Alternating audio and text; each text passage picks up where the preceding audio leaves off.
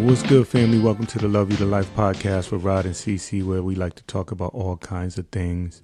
And today we had the opportunity to talk to Eddie Martinez, also known as Eddie Tranzcendent. And he's the owner of Top Station. That's a social media consulting and coaching firm and podcast station. And Eddie's very active in the community here in Bridgeport, Connecticut, but also Fairfield County. So let's see what he had to say. So what's going on today, Candace? How you doing? Hello. I feel like excited. We got a superhero in the building. Could you, if you had one word or two words to describe him, what one or two words would you use to describe him? You know that when I look at people, I don't look at them normally. Okay. And I don't know if that's scary or not for him, but so when I look at you, I see love, and you said two words to describe him. You know what? Love. I do what you gotta do. All right. Love, and I want to say perseverance. Okay. Those are the two. If somebody said, well, what about Eddie? Love and perseverance. That's what you're going to get. Okay. Yeah. Okay. I guess I'm just gonna make him a little uncomfortable right now. Can I do a third word? I'm gonna say mentor for me. And the odd thing about me saying mentor is that I'm 46 and you are 34. That So ain't nothing. I know. I learned from when a you 5-year-old. When you think of mentor, you think of somebody that is older, somebody younger going to somebody older. So Says the world outside of paradox. Right. And the reason why I say that is that I reached out when we were talking about the podcast, and he was one of the people that was doing it, and I reached out to him just to kind of let him know I was watching what he was doing, and he's like, "Yo, we got to meet." And just excited right off the rip. And I know, and I just by watching him, just by following him, I know he's busy, or as he would say, super busy. He's super busy, super everything, just active. Loads of content out there, loads of energy, doing all kind of things. Yeah, socially active. So, for somebody to give me that kind of time, or for something completely thankful. Yeah. Yep. So I would say I would just use, I say one or two words, and I would say mentor. And so we have a guest today. What's the second word? No, I'm just gonna use one. Just one? Yeah, mentor. Dang. Okay. How That's about a strong word. How about this? You look up the definition. I'll do your second word, and I'll use enthusiasm, because that's radiating. Okay. Yeah. Well, I'll use your second word. How about could that? you just kind of let me do my thing? Anyway, today is one of our interviews. So the podcast is basically personality driven. Most of the time we find topics, but we also wanted to interview people that we found either interesting or whether it be entrepreneurs or somebody socially active or somebody who is just, you're raising your hand. What's up? I'm raising my hand for the people that cannot see us. We got to definitely start doing some of this on the visual. Yeah. Okay. For more than one reason. For more than one, clearly. For more than one reason. And that's okay. So so that's what and today is one of the interviews that we want to do. And today super interview. It's going to be a really good interview. Everything is him. He can't produce anything that's not good. It's super. Okay. Come on. All right. Okay. All right. And today we have our guest today is community enthusiast, speaker and owner of Top Station. And Top Station is a social media consulting and coaching firm and a podcasting station. Today our guest is Eddie Tranzcendent. Yes. There it is. Second yes. I was looking for it. Come on.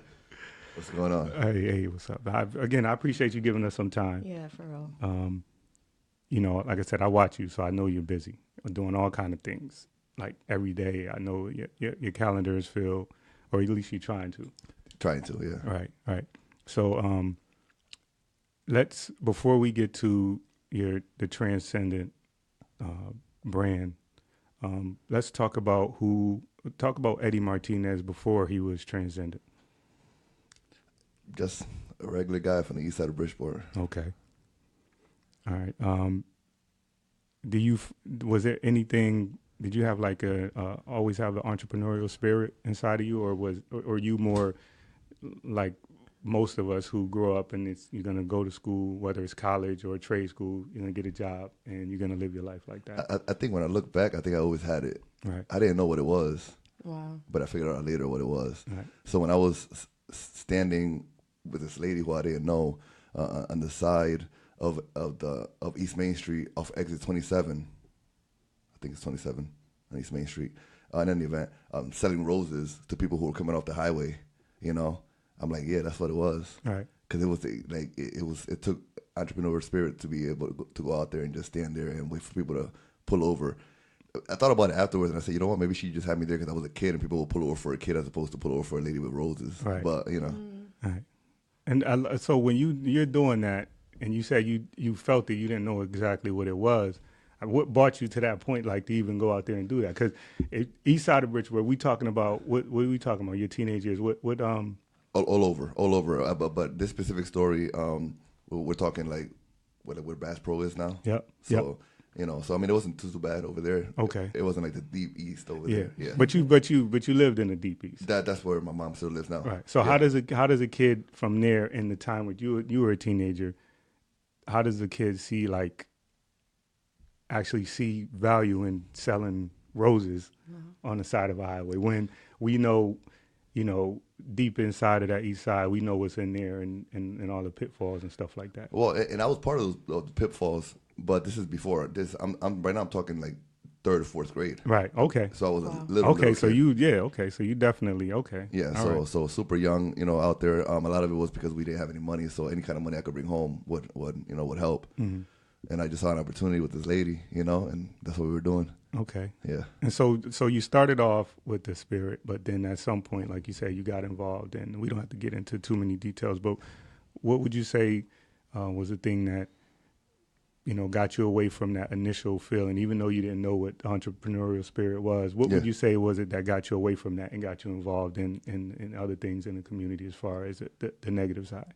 What got me into the entrepreneurial kind of stuff? No, what got you away from it? See, you were selling the roses. Okay, so yeah. what was the thing that got you involved into the negative sides of it? I think it's just you're out there. That's all you see, Mm-hmm. and then that's what's coming to you, and it's coming from everywhere, Not just that, but just the things people tell you, like Bridgeport is nothing. Like you got to get out of here, man. The first chance, So then you start to see like this super negative, right? And then you start to see like, well, I'm probably never gonna get out of here, so I might as well just kind of fit in with what's going on. Yeah.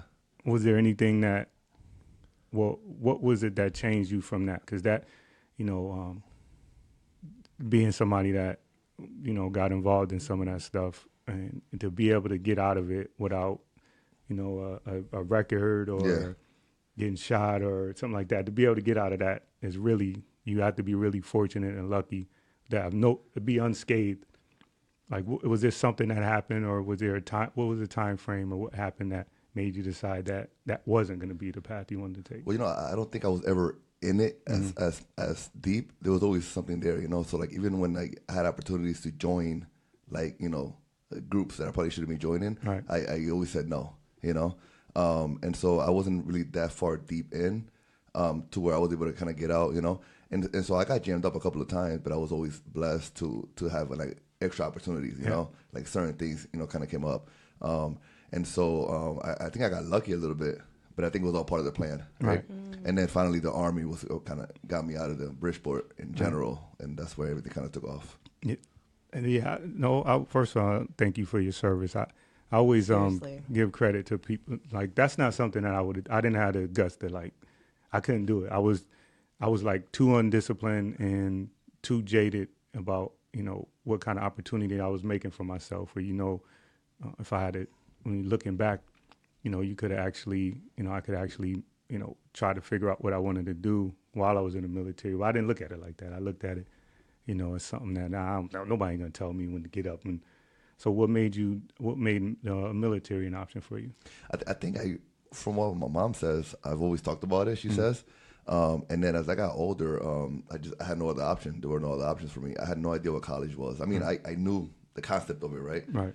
But I had, like, in school, they weren't talking, because I was a bad kid, so nobody was talking to me about, like, where are you going to school for, what are you going to school for, where are you going to go to school, you should be testing. Nobody was telling me that stuff, because in the way the system is now, like, if they don't see it, they won't really talk to you. Right. When they should just talk to everybody about it. So I had no idea what it was. I found out later on what college was. So I had no other option. And then, so I think that was kind of like my only option that I felt. I mean, I was working at Walmart. Like, I had a job, Yep. But I was like, I got to do something else. Like, I had to do something, And so that was the option. And at the time too, I was in a relationship, and the young lady who we ended up getting married later on. She was really into it as well. So it's like when you have someone next to you, whether it's a friend or whatever, and they're kind of into it too, then it kind of pushes you to want to do it. Right. So I felt like, oh, she wants to do it too. Good, we could do this together. Right. Because sometimes you feel safer when somebody is, Yeah. So and that's what kind of pushed me into it. Right. Was that like a culture shock for you, that discipline that you had to adhere to, and especially the first couple of months? Yeah, no, it definitely was. Just the first day, Right. Just the first day. People in your face screaming at you, and you not knowing what's going on, and Right. they know you don't know what's going on, so they just taking advantage of it. It was the first day, the first couple weeks. It was kind of crazy, but then it became fun. Like, I like this, Right. I like the fact that because I got it, like, I understood what they were doing, Right. and I understood, like, the game that they were playing, Yep. So I was like, all right, I'm just gonna play along, But it ended up helping me though. Right. Yeah. And you were in military in wartime too, so Yeah. so that wasn't something that you said like, I don't want to. I didn't even think about it. No? I didn't think about it at all, because you say, well, that's not gonna be me. I won't go out there, And when you're being recruited, they don't talk about that, Right. They're like, oh, don't worry about it. Chances are you won't go. Don't worry about it, My mom thought about it. She's like, oh my God, you're gonna die. And I said, well, you know what? If you're gonna die, you're gonna die. Right. Like, I could walk out and some car could be speeding by, hit me, and Yep. you know what I mean. So I just saw it like, if it's gonna happen, it's gonna happen regardless. But I gotta get out of here. Right. And so you in there, you did you know that you didn't want to make that a career, a military career? No, I did. I wanted to when I first went in. Okay. I said, oh yeah, 'cause 20 years, easy. Do 20 Right. years. I was 19. Get out by the time I'm 39, which when I think about it now, it would have been in 5 years. Right. 39. Fully retired. I could start my second career, whatever that is. Yep. So initially, the plan was I'm gonna stick it out and do this thing. And then after a few years, I was like, yeah, no, I'm not doing this. Right. Yeah. Right. What was it about it that it was the because you get to see the world, Yeah. and you've been to places that most of us can't imagine, and some places beautiful, and other places not so much. Yeah. But there was never a place where you went and you said, you know what, I could see myself settling down here, because ultimately you ended up, coming back home. Yeah, I mean, well, when you're in the Army, there's no real settling down, because every few years you're gonna be ending up moving somewhere else, unless you get blessed to stay somewhere forever. But that doesn't happen. But I think eventually what happened was that I thought I knew it all, like we always do, So I thought that if I went home, I think we know about that. yeah, I just thought that if I went home, and my marriage was kind of on the rocks. Right. So I say if I go back home, everything will be fine. And I came back home and it wasn't fine. Right. But I just thought I knew it all. So if I could go back, maybe I would have done it differently. But then again, I'm in where I am now, so I'm like, well, maybe I wouldn't have done it differently. Right. So. Right. So we're not gonna be talking about Bridgeport all crazy, right? So I want to know, a person with your enthusiasm, with your story, with your passion, and I feel like a strong love for people. Mm-hmm. What do you love about Bridgeport? What do you love about Bridgeport, and what's the most passionate thing that comes out of it for you? What I love about Bridgeport is that it's not Iraq. That's what I love about Bridgeport. Yeah. When I was growing up So. in Bridgeport, they made it seem like it was the worst place in the world, And it's all that. It's all When you that. say they, what do you mean? Everybody, everyone, school, teachers, everybody always said, you get your education and get out of here. Wow. And so that was what I thought. And so it wasn't until and it sucks to have to compare it to Baghdad, right? But it wasn't until I went to Baghdad, and I was in a third world country, that I was like, this is crazy. Like, that's heaven. Like this, you know what I mean? Right. Yeah. And so a perception, it just changes, and then you start to kind of compare a little bit. Yeah. And then you're like, yeah, because here's the thing, and this is what people need to understand. In order for you to really learn to appreciate things, you have to try different things. You have to travel. You have to do different things. You can't stay in one place all your whole life, or with one person or whatever your whole life, and think that you know it all and think that you understand it all, because you won't. You really do have to travel. So it took me being over there to see what real, like a third world country was, to really learn to appreciate what Bridgeport was and what it could be. Wow. The second question, I forgot what it was, but what about it makes you passionate? What about Bridgeport brings you passion? I think it's the the potential that makes me want to like work, because I know that the potential is there, even though it's tough because of different things like the machine and just different things like that makes it tough. Just the idea that maybe I will be able to make a difference in some way, shape, or form, kind of keeps me kind of ignited. Who he sound like? So wow, you definitely topped me in traveling. What's your, if you could, because I imagine that you've seen a lot of beauty. This is a beautiful world in my perspective. I'm in love with Bridgeport, the bad and the good stuff. If you could say like your favorite place that you've been so far, what would that be? And why? In Bridgeport or overall? No, anywhere you traveling, anywhere. Where would it be? My favorite place? Yeah. I think it'll be the same thing. I think it would be Iraq. Out of all the places that you've been to? Yeah. Is it because what you learned there? Because it made all the difference. Right. It changed everything. It changed the way I think, the way I see things. Just it changed everything. Yeah. Wow. And it's beautiful. It actually is beautiful though. When you talk about beauty, it is. Yeah. And when you look around, you see you kind of close your eyes a little bit, and you're like, man, like this was really beautiful way back when. Right. Now it is what it is, right? Yeah. But you look and you kind of take it in. You're like, man, at one point, like this was like the place to be, and whatever, all this stuff happened and whatever. Right. But it was beautiful, and I think it still is. Wow.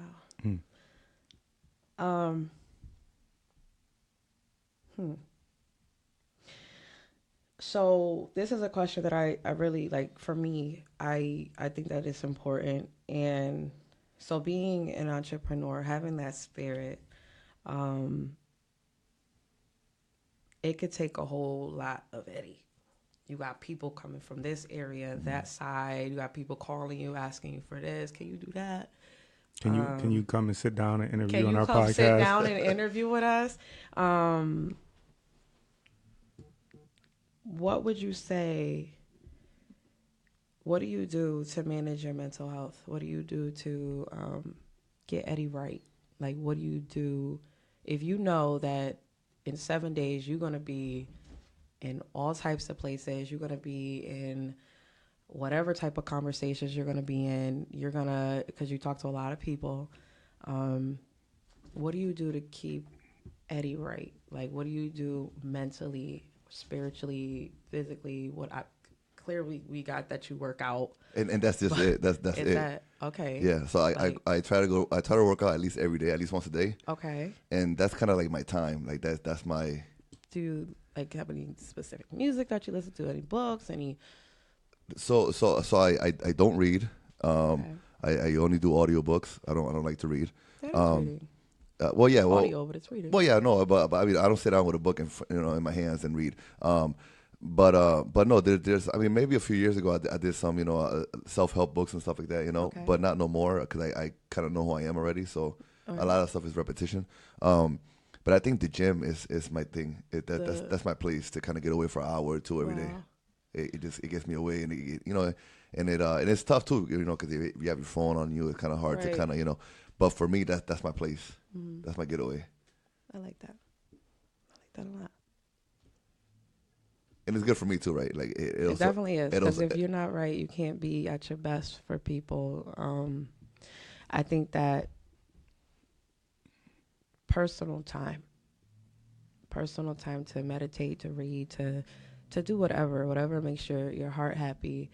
I feel like that is very important if you're going to be at 100% for the person that you're going to speak to, the person that you're going to meet up with, the group. I imagine that you're speaking to groups. Yeah, You know but what I mean? but you know what? If what you're doing is what you love, then Yeah. then that brings it to you too. You know, so Yeah. the same feeling I get at the gym, I got it yesterday when I was speaking to high school kids. Right. You know, like I left out of there feeling like so empowered Wow. myself, like I spoke to myself or something. You know. Yeah. And so that in itself, you know, I mean, there's always like the little nervousness, like the little butterflies right before Of you walk in. course. Yeah. But then once you're in it, Yeah. and then that itself brings me that good feeling too. So, So when you're doing what you're doing constantly, you don't Yeah. really need those times to like meditate, or I mean, at least I don't think so. I've never meditated, but okay. you know, Or anything. It's just anything. Yeah. You know what I mean? Like me, I like to go to the beach. I go to the beach a lot. That's Yeah. my alone time. That's Yeah. my mermaid time, or whatever you want to call it. yeah, That's my me time, because I give, like, when I am with people, and I mean, I haven't got a chance to show you this, but like when I'm with people, I give them my full attention. yeah, So, and I think you could vouch for that, right? Like, I give them my whole everything. So I'm not, Yeah. I'm not texting. I mean, I have my phone in my hand right now, but I'm not texting when I'm talking to you. I'm Yeah. not any of that. So I felt like it's important for me to have that alone time, whether that be just taking a walk, or like you said, to the gym. Or, yeah. I love that. I think that's powerful, to be at your best, and you always are at your best. You are always at your best when you with people, and I admire that. Well, it brings it out of me. Yeah. You know, I just, you know, when you say that you're like, I'm 100% focused, Yeah. but I'm never. I don't think I'm 100% focused ever. Like there's always something going on. Like I'm talking to you right now, and I'm thinking about the rest of my day. Right. I'm thinking Okay. about I'm gonna get out of here. I have to go to the mayor's office to pick up some certificates for something else, and Okay. so I'm always going, you know. And I'm also sitting here talking to you, and I'm thinking of things that I could tell you later on about. Right. Hey, you should do this. We should do that. Yeah. Or I like this. I didn't like. So my mind is always going. I can't help it. It's almost like It sounds like it's a weird. servant mind. Do you worry about being burnt out at all? I feel like we talked about this at one point before, but I don't worry about it because I don't see how I mean, and maybe I'm young, right? I'm only 34. I don't see how I can be burnt out when I'm doing things that I love. Right. You know. Wow. So I just, you know, but then again, I think, you know, depending on whatever comes out of it, you know. So like when you keep doing things that you love, but you don't see a difference, that may burn you out, right? 'Cause Right. you're like, oh, wait, what the heck? I'm doing all this work, and you know. So maybe that will happen later on, but I'm so young that I don't see it yet. Right. Okay. All right. So we'll get back to so you went when you got out of the military, you came back here, and obviously you started working and looking for a career. And what did you end up settling on before you decided to take the entrepreneurial role? When I first came back, first thing I did was go to school to be a personal trainer because I like the gym. Mm-hmm. So I said, this is my thing, and that wasn't my thing. And I tried a few different things. I thought that I would be. I like to drive, so I said maybe I should be like a truck driver or something. Right. So I drove school buses for a little while. I didn't like that either. And I did a couple of different things. I worked for the state of Connecticut for about 8 years as a judicial marshal. I was a bank teller for a little while. I did a few things because I was trying to figure out what it was, what was my thing. Because I started to get, that's when I started to read self-help books and started to understand about, you know, self-awareness and how it's important to know who you are. And in all these places were fine, especially like the state job was fine, the money was good and the benefits were good, but it wasn't me, and I wasn't like truly happy. So I think those are some of the, and there was a couple of other like little jobs that I did before I got into the whole entrepreneurial route. And because it had to be toiling. You seem like your mind is always working, so it had to be toiling around. But what was like that? If you could point to a moment where you just said, "Okay, I can't do this. I can't do this anymore. I'm not happy with this. I have to do something different." Do you remember when that happened? So I was working for the state of Connecticut for, like I said, about 7.5, 8 years, and it just became, it was like a routine. Wake up every day, put on my uniform, go to work. It was the same thing every single day. Nothing really changes. Once in a while, you might have something may go, whatever. But for the most part, it was the same thing, and I wasn't happy. And I think maybe I would say maybe about 1 or 2 years into those 8 years was when I was like, all right, this is not what I want to do. I should be doing something else. Like this is a bigger calling. Like there's something else out there. So at that point, I started doing different things. you know. So like I started DJing and I started doing like entertainment stuff, Right. and then I started like a rental business when I was renting like tables and chairs and Right. bounce houses. So I did a few things. But that moment you're talking about, I think it came maybe about 2 years into that career with the state. And you just started from there. You started to change your plans I and started dabbling in different right, things. started to put that energy into. So okay, so you do that. We're gonna skip so that 2 years, and then you worked another 6 years or so, and then when you decided to leave the job, like what do you feel like was the biggest thing that because you're doing it without a safety net. What was like your biggest responsibility that you were worried about that was going to be affected? You knew it was going to be affected short term. That you knew, okay, once I get going, this will be fine. But right now, this is going to be like it's going to be a struggle right now. Was there anything that house, whether it would be car payment, like things that we worry about? Was there do those things? I think it was more like mental. Like I was scared of myself, right? Because I was like, man, like I don't want to like leave here, and then not having a safety net, not having that, that comfort. I didn't want to like then tell myself like, nah, bro, you got to go back to work, Right. So I was more scared of myself that I would kind of take myself out into thinking I have to go back to work, which is why when I left that job, I actually went. That's when I became a bank teller. I said, well, Right. you know what? Let me get this part-time job over there. Right. And I did that for about a month and a half, and I said, oh, I can't do this. Right. Like, you know what I mean? I'm just doing this. I got to just go all in. Right. And then that's when I finally went on it. But I think other than myself, the only other worry was probably just being able to pay bills, Yeah. But that kind of went away after a few weeks. I said, oh, whatever. Like, because I guess my mindset was I grew up very poor. Everything from just being poor to homeless shelters to living in people's houses. So I was like, well, what's the worst that could happen? Like I go back to that.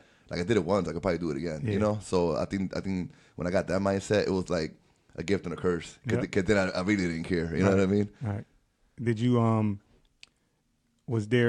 did you talk to people about what you were gonna do? And Yeah, I mean, I spoke to like a selective amount of people, not in the detail. I remember speaking to my manager and saying, hey, what I'll do about putting in my 2 weeks notice. And he was like, oh, what are you about to do? What's going on? And I said, oh, I'm leaving. And he was like, yeah, but where are you going? And I said, well, I don't know. I gotta figure it out. He said, oh, you're crazy, man. And that's pretty much what I got from everybody. Right. I told my brothers like, hey, I'm leaving my job, but I just felt like they didn't really understand. right. So it wasn't until maybe like a year later or whatever that they started to kind of see what I was doing, Right. and then they kind of got it. But even to today, I still think that a lot of people don't get it. Right. Was there anybody that was just no names? Was there anybody that was just like really on you, like you making a mistake, and just because most people not gonna understand that because I got this structure like you. I do the same thing. Get up, put the uniform on, go to work. Yeah. And while I don't necessarily enjoy it, I don't have that wherewithal at this point to leap.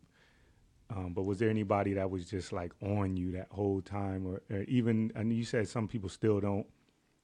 And how do you deal with those people in general? You just avoid them. I've been avoiding a lot, even family members. I've been just straight avoiding, not like I'm scared to talk to them, but just like I don't want to hear it. Like I don't want to hear any of that negativity. I don't need it. I don't want it. And like even my mom starts to talk to me or whatever, and she's like super negative, and I'm just like we've gotten into arguments because I'm like, well, listen, like I'm getting support from random people, Right. in my community that don't know who I am, and I'm not getting it from you. So I mean, I know what to tell you, but I can't be around it. Right, Like right. I love you, like I love you to death. Like you know what I mean. I'm gonna be here regardless. But if you're gonna give me negativity, I can't have it because right now like things aren't going too well money wise. So I'm trying to keep myself positive, and you're just pushing me the other way, Right, And just to speak to what you said, like you don't have the wherewithal to kind of do it. I think there's different ways to do it. Everybody has their own way to do it, I think some people will do what I did, which is kind of crazy, right? But I think if I had like a wife and kids, I probably wouldn't have done that, like Right. So everybody has, depending on what they're going through, they do different things. I think if I was in your situation, I probably would do what you're doing right now, which is you got your full-time job, Yep. and then you're doing this on the side, Yep. And then let it grow to a point, and then once it gets to a certain point, then you can say, you know what, I'm good enough, because some people do need that safety net. Some people do need to know, like, all right, you know what, I'm good, like I'm gonna Yeah. be all right, So everybody has different ways to do it. Yeah. So I think it's like totally fine. Don't let anybody ever tell you like you're doing it the wrong way, Right. because everybody has their own way to do it. I was a little crazy about it. And when I look back at it, I'm like, man, I don't know what I was thinking. Crazy or courageous? But I don't know. Crazy or courageous? I think it's a mix. Oh, I I think just say courageous. Leave the crazy outside. That's so good. And when did you get into we're gonna get a little bit more about we're gonna start going into the top station. And when did you decide that you were gonna create your own station? And like, you know, this is a question from somebody outside of Bridgeport. Yeah. I'm gonna give you I'm just making this up. Yeah. But what like gave you the audacity to think that you could, you know, you from Bridgeport, you know, like you say, you homeless, you know, all those things. What made you feel like I'm gonna create my own station? Yeah. Well, for a long time, people have always told me that I have a radio voice, whatever that means, right? And so it was always regular people. And what I mean by regular people is like, you know, your neighbor, the lady over there, you know. So I was like, whatever, like, what do you know, you know? So I kind of ignored that for many, many, many years. And so when a few years ago, I started getting involved in the community and started doing things in the community. And one of the organizations that I got involved with was the Puerto Rican Parade of Fairfield County. I started off as a volunteer and I moved all the way up to vice president. And I say that's a short story just because everything kind of connects. And through that organization, I ended up being in charge of the cultural pageant for a little while. And through that, I met a lot of parents of kids who were in the cultural pageant. And one of the parents was involved with a radio station in Hampton, Connecticut. And one day she called me and asked me for a favor. And I gave her what she was asking for. And then I said to her jokingly, I said, hey, by the way, I know you work at the radio station. If you guys ever need somebody, I've been told I got a radio voice. I would love to come by. Super joking. Like it was like legit. Like I wasn't, you know. Yeah. And this is through Messenger, you know. Yeah. And then I put it down, and then you know she sent back LOL, okay. And so I thought it was okay, laughing out loud. Okay, I'm good, you know. You thought she was joking. Exactly, you know. And then and sure enough, like about 5 or 10 minutes later, she messaged me back and she goes, hey, I spoke to the guy. This is like a Sunday. He said come in on Tuesday. And wait, you said like 5 or 10 minutes later? Yeah. So you didn't even complete whatever action you was doing. Yeah. Like legit. Well, I gave her she needed a phone number. I gave her the phone number that she needed of a person. Got done, put the phone down. I remember it was right in my kitchen. The phone was plugged into the wall because it was charging. So I put it down. I went to the room, and I heard it go off. And I went back, and it was her. And she was like, hey, I spoke to the guy. He said come in on Tuesday. Wow. So now I'm like backpedaling. I'm like, oh, hold on. Take it easy. What's going on here, you know? I said, let's meet. So we met that Monday. She and I did, and she explained a little bit about what was going on. And that Tuesday I went in. That Tuesday evening I went in, and I guess I interviewed or whatever. I don't know. The show was going, and I just kind of joined the show, and I just started talking. And then that Wednesday morning, the guy hit me up with a text and said, you know, you got the spot. And I was like, oh man, this is crazy. So I started working there. It was volunteer, but I started working there 2 to 3 times a week. Kind of being in the show and kind of just, you know, whatever. But I instantly fell in love with BB and the mic. Like this right here, like listening to myself, like I fell in love with that. For real. I was like, oh man, that's kind of cool. Like, you know. Yeah. Then he would bring guests in and I would help interview. And I would love just interviewing people. I'd get like goosebumps, and I just felt really, really good. And I was like, I like this, man. Like this could be a thing, you know. Yeah. And so the same lady said to me, hey, listen, this guy's looking to have like more Latino following. And I was like, all right, I'll see if I can think of something. So I went home. I thought about, you know, this is a few weeks passed by, and I thought of an idea of a show, and I put it all together, and I packaged it up real good, and then I presented it to him. And he was like, all right, just give me some sponsors, and maybe we could do it. Yeah. And I was like, I already got them. Like, I got 3 spots, whatever. So you said you packaged up the show. How did you know how to? Yeah. You just went home and packaged. How did you know how to package up a show? What does that mean? What I mean by that is I thought, well, first of all, I said, okay, Latinos. So it has to be something for Latinos. So then I started thinking, what would Latinos want to listen to, you know? And I kept thinking about, you know, different things, different ideas of how I could bring Latinos to want to listen to this radio station, which is all like mainly American people who were listening to it, not Latinos and not even too many blacks. Like it was straight, you know. And so I started thinking, and then I came up with the concept of the Latin soundtrack. Wow. So what the Latin soundtrack was supposed to be was it was supposed to be a show where I would interview within the community of like Fairfield County, with the idea that the interview would be like a soundtrack of their life, right? Wow. So we'll ask questions, whatever, and then somewhere, because this is a real radio station, I could actually play music, Right. so we'll put music into it, like, oh, what's your favorite song, like whatever, you know what I mean? So that was the whole thing. So it was the land soundtrack, and I packaged it up, and I came up with ideas as far as like as like what we would talk about, what the question kind of would be about, you know. So it was like, and that's what I mean by packaging it up, like the whole thing, the whole concept of the show. I already had a few people lined up that I was going to interview, so I had it already, had sponsors ready. So he had no choice but to say yeah, Right. because it meant like money and viewers for him. So you know, so when I showed him, he said yes, and then I reached out to Danny. You know, you know, Danny. I reached out to Danny, and then I said, hey man, I need somebody to do this with, and he said, all right, let's do it. And we did it, and I did it for maybe like a few months, and it went very well. First show that we did there broke like his records for like live listeners at one time, and this and that, and it was going really, really well. A whole bunch of people downloaded the app. He was happy, so everything was good. Wow. But then I started to get a little worried because the content that he was producing on his radio station was very different than what I was doing. His content, not that it was bad, right? But his content was very Howard Stern-ish. Right. And you know who Howard Stern is, right? Okay, so Right. no, You don't know who Howard Stern is? nope. So Okay, how about this? Am I not old enough to be? You are. oh no, you are. Here. You are. I'll give you. It was Wendy Williams-ish. Oh God. Okay. Yeah. Never mind. Yeah. I mean, not that that's bad. It's a guy. He's a guy. But it's kind of, the but guy version, I- so a little more elevated. Okay. Yeah, he actually just came out with a book. I believe it. As a matter of fact, and there's a movie too. Look it up. The Howard Stern movie is a really good movie. yeah, it's called The Private Parts. Private Parts. That's what Private it Parts. is. Yeah, Believe it. It's a real good. it's a one. really good movie. I believe it is. No, because they talked about the journey. But in any event, Okay. So he's very Howard Stern-ish, and I'm very community, very and For the and people. and I'm interviewing these people. I also have like people like from the with different religious backgrounds coming in. Like I have So I started to get nervous because my whole thought process was people were really liking it and liking me. What if they tune into the radio station any other day of the week and they're like, wait, what's going on here? I thought you were this, So I got a little worried, and that fear, I guess you could call it, led me to start thinking of what I could do to kind of like instead of recording it there, recording it in my own station.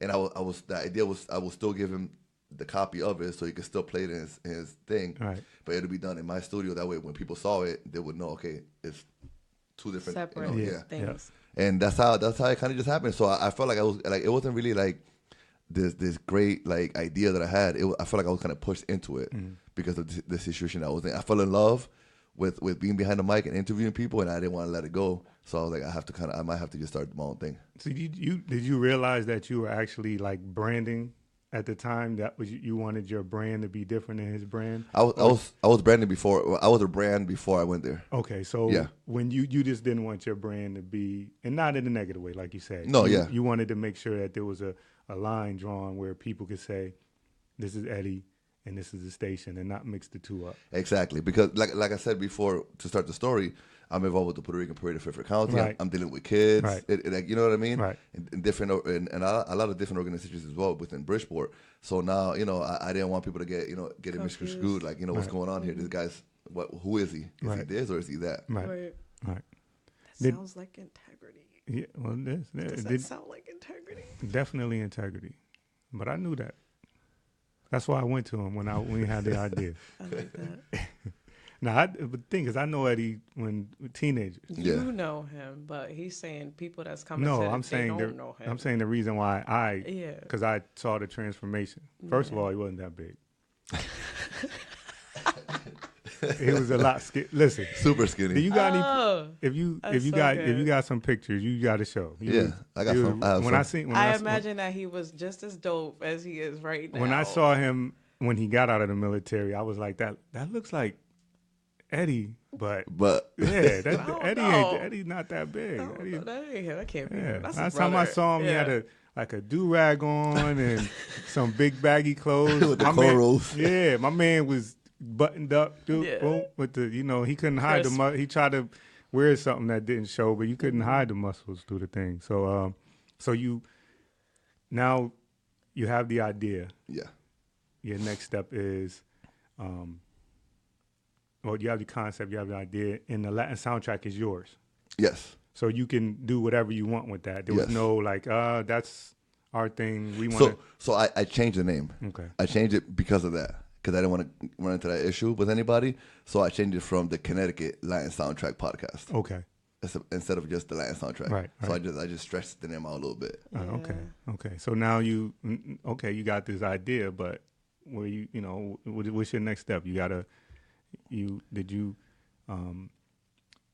you had to get your equipment. Yeah. Now, So how did you know what you needed? I did it, and I still don't. You know, and one of my big things is do what you do, don't do what you don't do. Right. You know, so whatever you're good at, whatever that thing is, do that. Don't spend too much time doing what you don't do, unless it's gonna help you in some way, shape, or form. But I just rather have somebody who knows what they're doing do certain things. Right. You know, and so Delegating. I was just like, I knew someone who dealt with radio stations and stuff, and I reached out to him. I said, hey, listen, this is my idea. This is what I want to do. Now, if I could go back to it, I wouldn't have. I would have did what you're doing right now. Right. But I had no idea. Right. So he came up with, he said, yeah, we have to do this. I spent all this money. Now when I look at you and other people, I'm like, man, I could have just done this. Yeah. This like a couple of bucks compared to what I spent, you know? Yeah. And so I reached out to him, and he came in, and he installed everything, got me all my stuff, and that was it. I said, well, you know what? It's gonna be an actual station, so now I have to come up with other ideas. Like I can't just be this, you know? I'm spending all this money. I can't just have one show. So at that point I started to think of ideas for other shows that I could do that are gonna serve the same exact audience. Right. It's going to be it's fitting your mission statement. Whatever your mission statement is, all those things under your umbrella. Exactly. Going to be that brand. There won't be anybody saying, why is he putting out? Exactly. So I have to come up with a name, right? And I tell a lot of people, the name is not really important. Whatever you do is going to make that name good anyways, Yeah. But even when I was doing it, I was like, man, I have to have a good name. I want people to be able to be, to know what it is, So I came up with Top Station, which stands for Tranzcendent Outlook Podcast Station. But it came out because I'm in the top level of my house, right. So I said, well, in the top, Top Station. So I came up with Top Station first, then I had to fit the words in. Right. Yeah. That made more sense, Right. And it's Transcendent Outlook because it's my outlook on what Bridgeport and what Fairfield County should be. Right. Through the people that come into my shows. So we did that, and then the catchphrase or the slogan or whatever it is at the time was your daily oasis of positive vibes. Because that's what I wanted to be. I wanted people, whenever you log onto the website or whatever it was, to be able to listen to something positive that's going on within Bridgeport and Fairfield County. Yeah. And top is it's bold too. Yeah. Like it's also you speaking like this is gonna be the top. Did you feel like a little bit of that too? I love it. I did, but that's not what I wanted people to think. Right. But it's like inevitable sometimes. Yeah. People gonna think whatever they gonna think. So own it. No, definitely. The hard part for me is for people to understand that that top is an acronym. It's not it's not top. Right. That's And awesome. I did have when I started initially when I looked it up, I was looking capital TOP. Yeah. I had to several times. I'm like, I can't find it. And then I saw that it's all caps for the top, and then it was easy to find. So yeah. So you initially started with the Connecticut Latin soundtrack, and then you said you wanted to transition. You wanted to have more shows under your under that umbrella. Yes. What did you decide to do? And Top Station is the mother. Connecticut Latin soundtrack is your first baby. Yes. Where'd you go from there? From there, so now I'm already hitting the community, right? And I'm like, all right, I got that on lock a little bit. I switched it up to where instead of just having Latinos come in, it was anybody who's a leader in a community for whom whatever they're doing is affecting the Latino community in any way, shape, or form. So the person coming in could be Asian, black, white, it doesn't matter. If whatever they're doing affects the Latino community in some way, shape, or form, then I wanted them in there because that's still part of the Latin soundtrack. Right. And because I wanted to expand, I didn't want to seem like, oh, these guys only focus on Latinos, So we expanded that, and that worked out really well. And then the next idea after that was, well, I'm hitting that. I want to get into entrepreneurs, and what I wanted to do was I wanted to somehow educate entrepreneurs on what it is to be an entrepreneur, and the best way to do it is to interview entrepreneurs. Yeah. And so the idea of the next show came up, which is Entrepreneurs of Connecticut, and it's just that, Entrepreneurs of Connecticut. And what we do with that is that we just interview entrepreneurs in Connecticut, whether it's an entrepreneur who's been around for 10, 15, 20 years, making 6 digits, which I've had, 7 digits I've had, or people who just started like last year. Just to show the different phases of it and how people feel in different places of it, with the mission being to somehow either convince an entrepreneur to do it or not. Right. And when I talk about entrepreneurs, I mean like either is a 10-year-old who wants to have like a lemonade stand in front of the house, or a 75-year-old who's been working at the bank, retired, and now he thinks he wants to open up his own business. Right. So be able to hit any entrepreneur. Right. Wow. Your first, were you well, you already had the sound check. Were you nervous about asking people for interviews when you didn't have like a following? No, well, sometimes, yeah. At first, I mean, now I'm so blessed that people actually kind of reach out to me and say, "Hey, can I be on the show?" Which is a super blessing. But at first, I was, and I'll tell you a quick story. My very first interviewee for the Latin soundtrack was Edwin Ramos. He's a Grammy Award-winning music producer from Bridgeport. And I was like, man, my first show got to be like a banger, like it has to be good, So I reached out, I sent him an email. I will never forget. I sent him an email. I said, hey, man, what's going on? I kind of knew him a little bit, but not too well.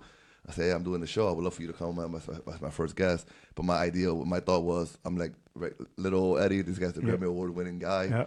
So I sent the email, and I kind of put the phone away. And then maybe like an hour later, when I was going to bed, I looked at my phone, and he had emailed me back like 2 minutes later after I emailed him. And he was like, I'll do it. Like, So I was like, that's what's up. But no, yeah, I do feel kind of nervous sometimes when I ask people. I've been turned down once or twice. I think I've been turned down maybe once. Yeah, once. And obviously I can't forget, right? Because it was that one person who turned me down. Right. But no, now at this point I'm not, because I know what I'm doing. I know what I got, and I know what I can provide. So at this point I'm not, but I think at some point in the beginning I probably was a little nervous. Right. Yeah. You see yourself as a contribution now, so you see it as something that is beneficial to everybody and to them. So now it's like I'm not asking. It's like I feel like are you more comfortable for it now because like one, this will let people know like what are you up to, but it'll also help everybody. So it's not really like a selfish thing. It's like I want to talk about you because I want to share you with everyone. So it is selfish. It's super selfish. It's not about you though. It is about me. I get that those goosebumps. I get that thrill I feel when I interview people and I get their story. So like initially it is super selfish. That's selfish. Oh, super selfish. Okay. Because I want that story. Right. Yeah. And like the same way before we went on air, you guys were like, wait, not yet. Tell them. Yeah. The same thing with me. So when I meet people, I'm like, wait, hold on, that's a good story. Let's wait till later. Yeah, let's wait. Yeah. And for the most part, I don't want to know almost anything. Yeah. Right. I want to know it on air, live, Right. because it's for me. Wow. And at the same time for the people too, people who are watching live on Facebook, right? But for me, it is kind of super selfish because I get a thrill out of hearing people's stories. Yeah. But then the secondary obviously is the community and them and them being able to get the stuff out. Yeah. But I think that's the first time I've ever answered that question that way, because I just thought about it. And I'm like, it is super selfish because I just love getting a story. I feel like you love people. I don't think that's in my perspective. I don't think that's selfish. Like you just love people. Yeah, but What took this? What did it take to make whoever you just said? Like what did it take? Exactly. And that gives you the goosebumps. Yeah, but the fact that I'm able to get them in a room in my house, like alone, like me and a guy or me and a girl, whoever it is, and I get to just talk to them, just them, like I'm not watching it on MTV or whatever. Yeah. I get to have them right there. Like for me, that's like super selfish initially. Okay. Because I guess for me, I'm like, these are people who I want to know their stories. So initially it's selfish, and at the same time I want to share it with the people. Yeah. So I think it's like a mix. But again, that's the first time I've ever answered it that way, because I just thought about it right now, and I think it is super selfish. But I do want the people to know, because again, your everyday oasis of positive vibes. I want you to know that there really are good people in Bridgeport real. that are doing great things, Yeah. and that if you put your mind to it, you can do anything you want to do, regardless of who you are, where you come from. Ooh, If this guy was from like the east side or wherever he was from in Bridgeport, and he end up living in New York and making music with like Mary J. Blige and other people, Yeah. like a regular dude, and then now he's back in Bridgeport, and if you ever met him, he's the most humble guy ever. Yeah. Like that's the kind of stuff that I want to talk to people about because I want the younger generation to see that Yeah. and to not be like me. Because the way I felt when I was coming up was I can't do anything. These people are telling me I gotta get out of here, but that's not true. You could do whatever you want. It doesn't matter where you come from. Facts. Extraordinary. So I want to talk to the I don't know, 34 now. I want to talk to the 18-year-old Eddie. And what was he like? Like, if it were possible, like, if you could go back and watch yourself, like, what would that look like? And if you got a chance to talk to him, what would it be about? Like, how would you interact with the 18-year-old Eddie? If I spoke to him, I would let him know right away that he doesn't know it all because the 18-year-old Eddie thought he knew it all. You know. Okay. Like today, I'm a lot more open to have people around me. I'm a lot more open to have people tell me that I'm wrong, and to really say, well, you know what, let me think about that, as opposed to no, I'm not wrong. I know what I'm talking about. You know. Don't tell me what to do. Exactly. You know. So now I could go home and say, you know what, let me think about what she said because maybe she might have a point. You know. Yeah. I might not tell her she got a point, but but you know what I mean. So that's one thing I would tell the 18-year-old Eddie is that he doesn't know it all because I think that's something that I thought at the time. But I think other than that, 18 is too late. If you talk about maybe younger, then yeah. But 18, I was already on my way out. Like I was getting done with high school, and I was on my way to the Army, and that's where everything kind of switched up. So maybe don't get married. You know, at that age, yeah. I got married at 19, yeah, so probably maybe like take your time, take it easy. You know, there's no rush. Okay. But again, I think it goes back to the same thing. You don't know it all. And for me, I wanted to have like the whole. I met her in high school, and we've been together. The story. Yeah. Just being able to. Was there anything that like stood? Like, can you remember anything that like stood out? You said that's when it all kind of like started. But is there anything that kind of like stood out to you? Like when you went, were there any? I don't know. Any emotions that you remember? Any excitement that you remember? When I went where? To just. You know that you were going to be traveling, but I'm married. No, you said 19 you were married. Yeah. You had her. She was your girlfriend at the time. Yeah, she was still in high school when I left the Army. Leaving her and your family, was there anything that, because everything is a part of your story of the Eddie right now. Yeah. Is there anything there that like was significant to who you are right now? No, I mean, when I left, Eddie not really. I mean, I left and I was ready. Like I was ready to go. Okay. So I left. Thankfully, I joined the Army in the buddy system is what they call it. So I was able to go with a friend of mine. Okay. So I had one of my best friends from high school. We went together.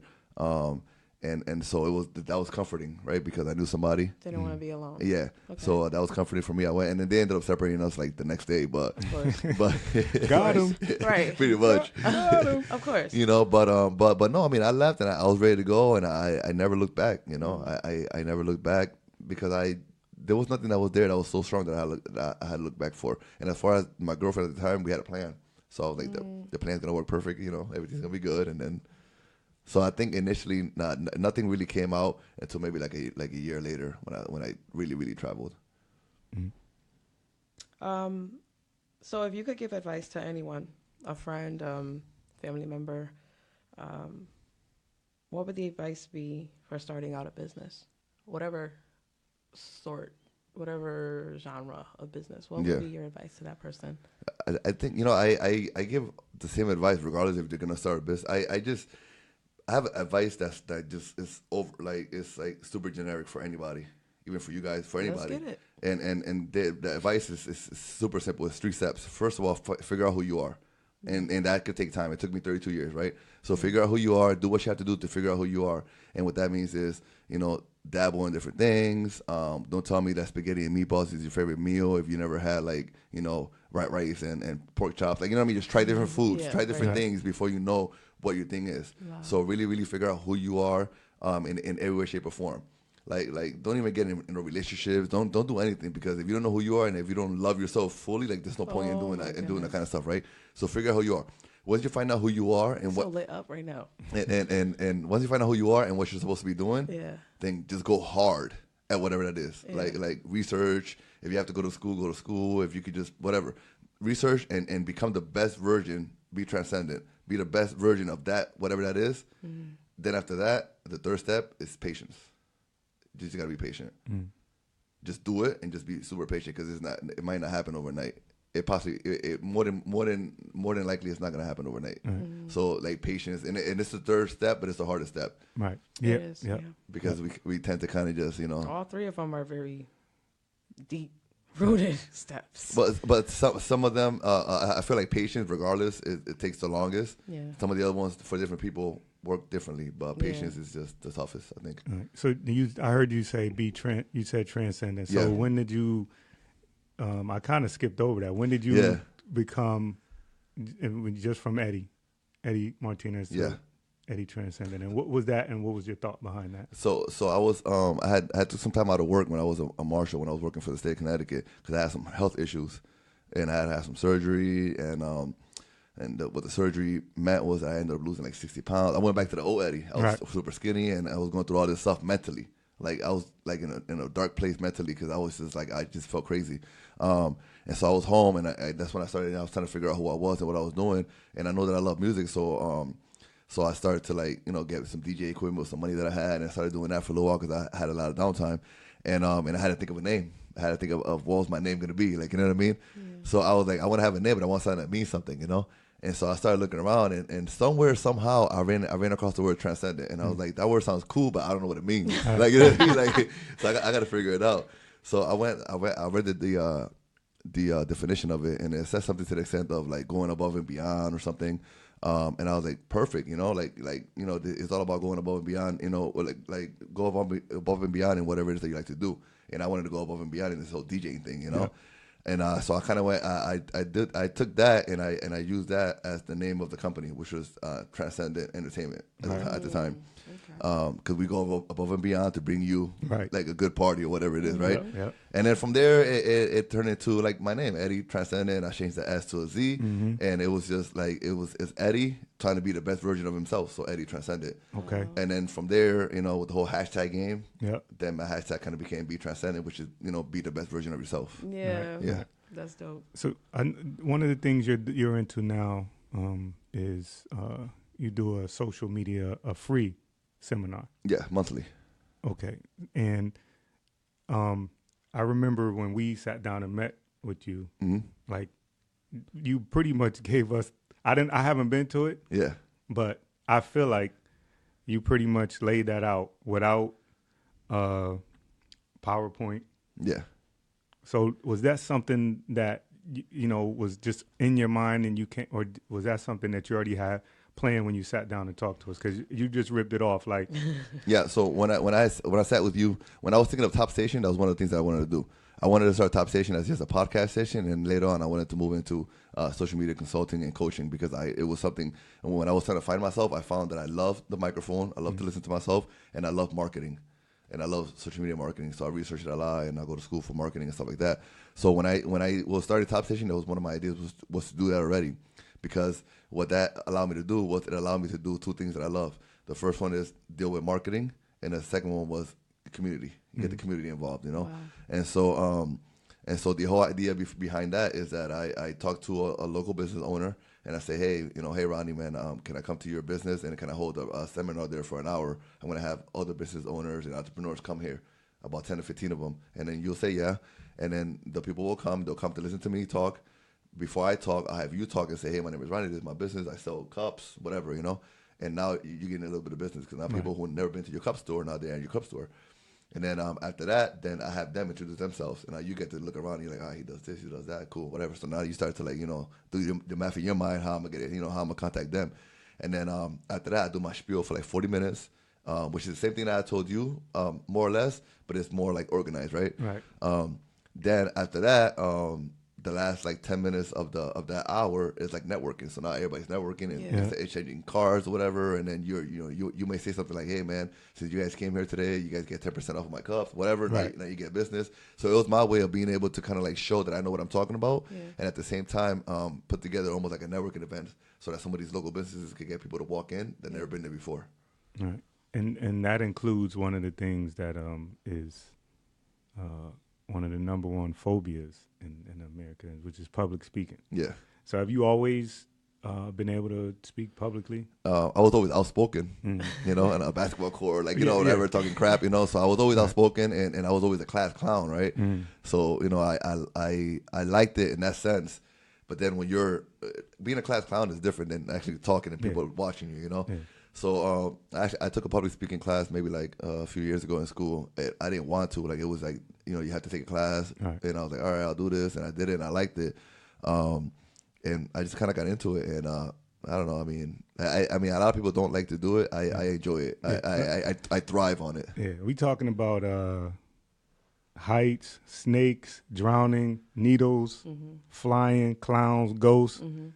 Public speaking is at the top of people's fears. So to be able to do that, something that not many people even want to do, is, I think, is a big deal. Do you feel like, so you took the class, but you feel like that was something that was always in you? I know you class clown, you like to talk on a basketball court and stuff like that, but did you ever see yourself in an auditorium speaking publicly about anything in particular, or was it just something that was necessary as far for your transition or for the things you want to do? No, I've never in my life, like maybe 2 years ago, I wasn't thinking I would be a speaker like I am now. So I never thought about it, but I think, like, different, you know, being in organizations and being, you know, president, vice president, you know, you have to be in front of people and talk. So I kind of started doing it, and people will tell me, like, oh man, you do pretty good when you're up there. So I'm like, all right. So I think a combination of people telling me that and kind of like feeding my not my ego, but kind of feeding me and telling me, you know, you're doing well. A part of that, and knowing that what you're talking about plays a part into it. Because there's one thing for you to be in front of people and you don't know what you're talking about. Right. It's another thing when you know what you're talking about and you're confident. It takes it to a whole nother level. Because now you I mean, it's your game. You're just doing your thing. Right. So, if you could go to, like, I don't know, the future or the past or just right now, people you know right now, or may not know right now, who, if you could get caught in an elevator for 5 minutes, this is something that I find very interesting for different people because everybody got something different. Who would that be? And that could be grandma, that could be, I don't know, Bill Gates, that could be whoever you admire. Who would that be, and what would you be talking about in those 5 minutes? That's a good question. 5 minutes. It could be anyone. Grandpa. You know, if I could have 5 minutes in an elevator, it'll probably be with my dad.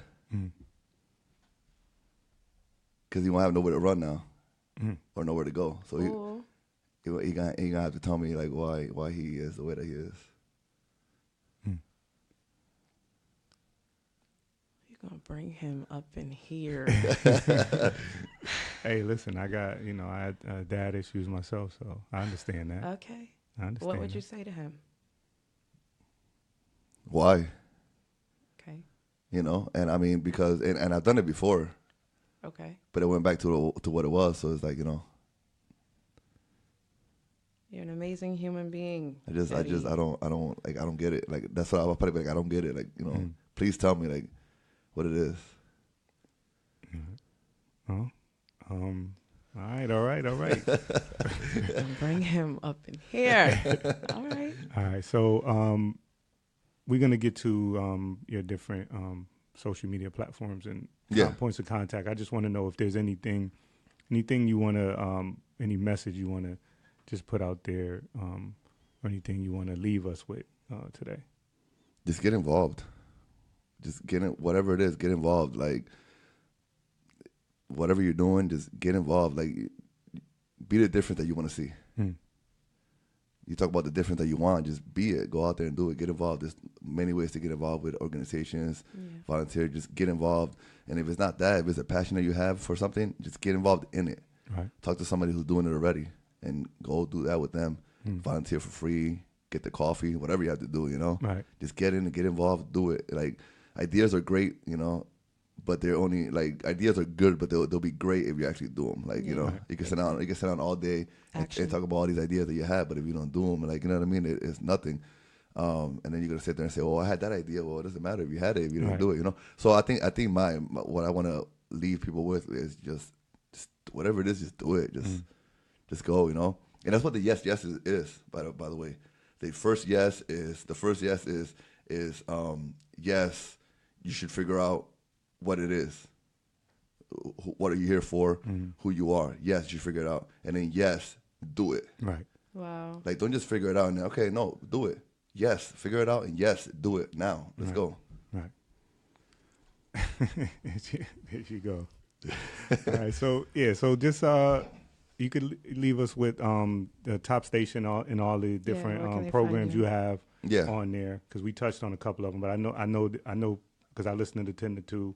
Yeah. So, but if you want to just go over those things. And, Yeah, no, I mean the website is www.topstationct.com and everything is on there as far as the podcast, so you can find them there. I mean, it's on Apple Podcasts and Google Play, but the website is a good place to find them.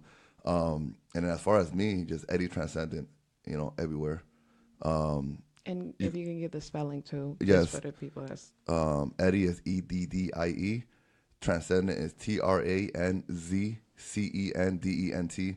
If you Google it, everything will come up. But if you go on social media, just Eddie Tranzcendent, and it'll come up. All right. Got anything else for my man? superhuman up in here. Superhuman. Just keep Eddie. working. Just keep working. Just keep Yeah, pushing. I admire it. I really Yeah. do. I Yeah. admire it.